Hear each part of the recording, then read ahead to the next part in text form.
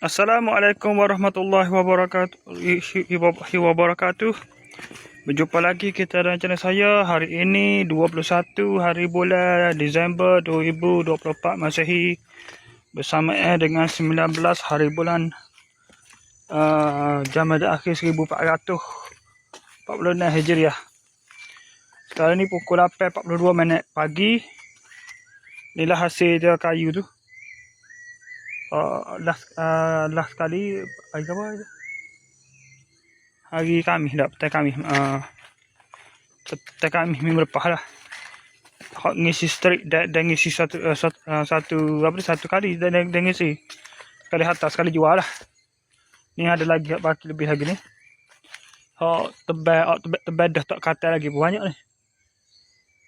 Tu sepotong. Situ.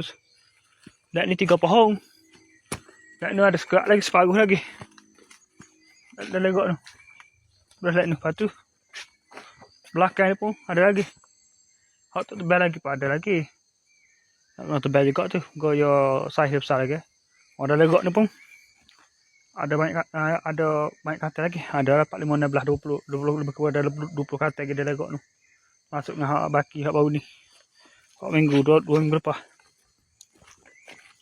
Lepas tu ni hak dia ada longgok ripung sini. Hak dari ripung sini ada tu. Bawah hang. Buah atas ray. Ada atas ray dah boleh galak. Udah. Ni hak dah lekat bau ni pun ada lagi tu. Belakang ni pun rasa apa ada lagi. Katanya jering kau ke dia. Ada belakang ni tak terbalik lagi. Oh ni petang dia tebal. Hangga tu dia kabung untuk sebelah dia tu.